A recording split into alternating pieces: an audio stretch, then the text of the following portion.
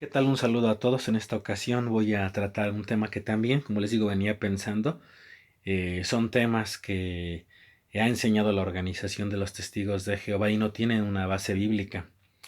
Entonces es este tema el que yo quiero considerar en esta ocasión es acerca de la generación que se traslapa, la generación traslapada. Pero antes de adentrarme en este tema, quisiera decir algo muy importante. Muchos testigos de Jehová incluso ignoran que esa enseñanza exista.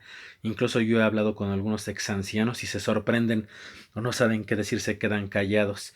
Y pues eso yo lo llegué a escuchar en una reunión. Lo que pasa es, como luego digo, luego muchas veces pasamos de noche. Y es triste ver cómo algunos ancianos, ni siquiera algunos hermanos, no están enterados de que siquiera esa enseñanza exista. Se quedan sorprendidos cuando comentamos eso y que le decimos que eso no es bíblico. O sea, ni siquiera entienden que exista tal enseñanza. Ni siquiera saben que existe tal enseñanza. Y bueno, se remonta, ¿no?, a lo que se menciona, ¿no?, de lo de 1914, que antes se refería a eso y cambió. Esa enseñanza cambió, ¿no? La cambiaron los testigos de Jehová. Y bueno, quiero yo aquí leerles de un libro. Usted puede ir para siempre. Dice: Jesús, después de llamar atención a muchas cosas que han señalado este periodo desde 1914 en adelante, dijo: de ningún modo pasará esta generación hasta que sucedan todas estas cosas, y entre ellas el fin de este sistema. Y aquí se cita en Mateo 24:34. ¿A qué generación se refirió Jesús? Dice: se refirió a la generación de personas que estuviera viviendo en 1914. Fíjense, en la actualidad las personas que todavía quedan de esa generación son personas de edad muy avanzada. Sin embargo, algunas de ellas todavía estarán vivas para ver el fin de este sistema inicuo. Por eso, de esto podemos estar seguros: dentro de muy poco habrá un fin súbito de toda la iniquidad y de la gente inicua en Armagedón. De hecho, este libro, déjenme ver, se publicó en el 82 por primera vez. Luego después tuvo su primera edición en México en el 88, su segunda edición en el 89 y la última, la más reciente, sería la del 92. O sea, fíjense hace cuánto pasó, suponiendo que tomamos como base la del 92, 2002, ¿no? 2012, 20 años. 2022, pues sí, prácticamente casi 30 años de esto, ¿no? 28 años.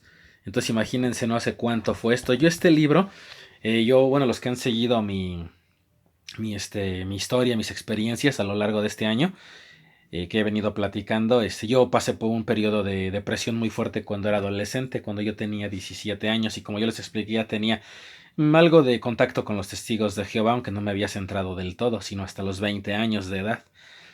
Y este libro me sirvió a mí. Empecé a averiguar algunas cosas de qué nos sucede después de morir y dibujos muy bonitos que se ven aquí, ¿no? Y podemos, como podemos nosotros indicar que eso puede ser una buena fachada, ¿no? Una buena fachada a las cosas que les quiero mostrar. Por ejemplo, esto, miren, estas imágenes, aquí donde se vienen las promesas de Dios.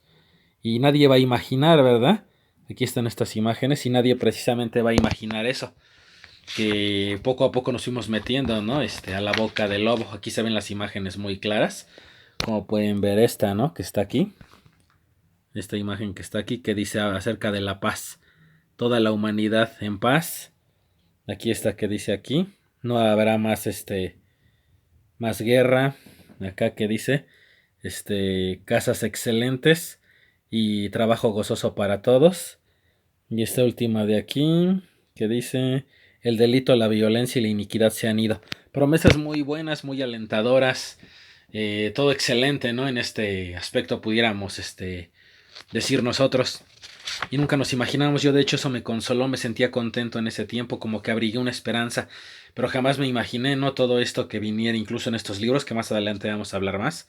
Y ahorita el tema es incluso aquí les quiero yo mostrar. Se ve aquí un calendario. Bueno, aquí está, es la ilustración. Se ve aquí, déjenme ver.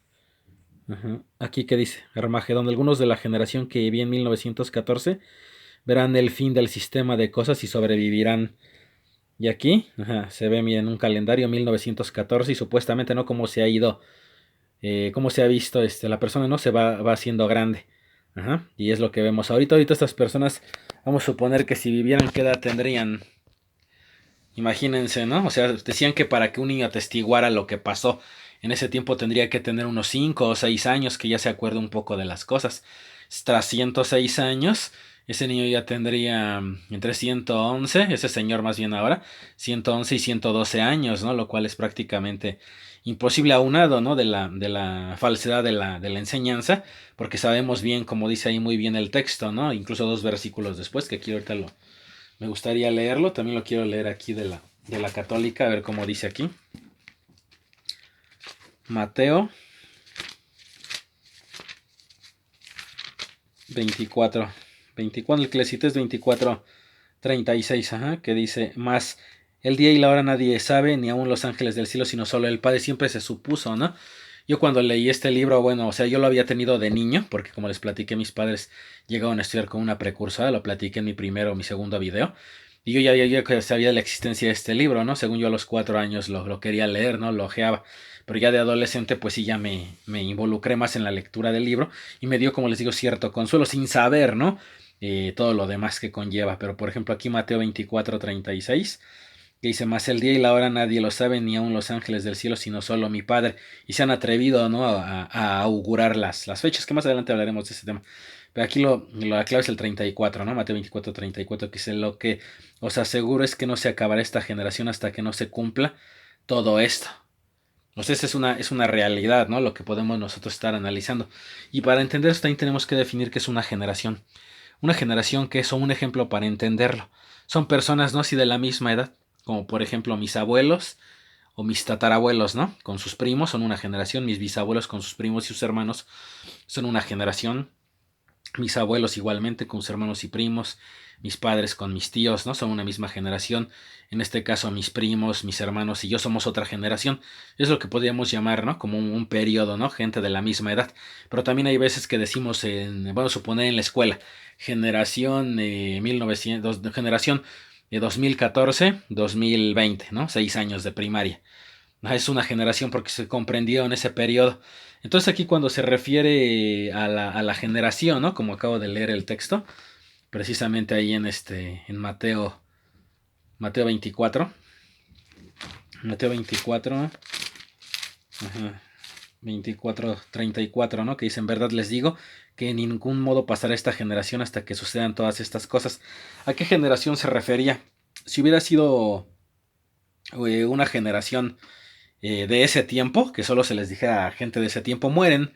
Y aquí dice que no pasará hasta que sucedan todas estas cosas, o sea, la gran tribulación, hechos futuros.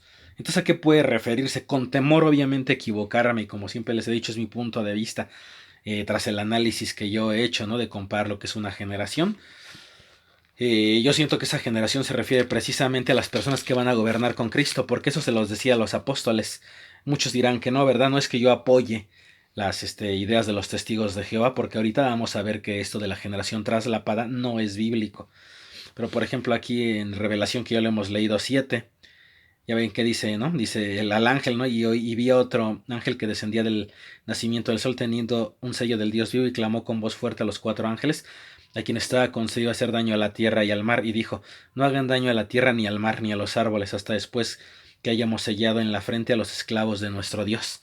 Y ahí habla, ¿no? De los que van a gobernar con Cristo, los 144,000. Desde mi punto de vista, esa es la generación que no pasaría.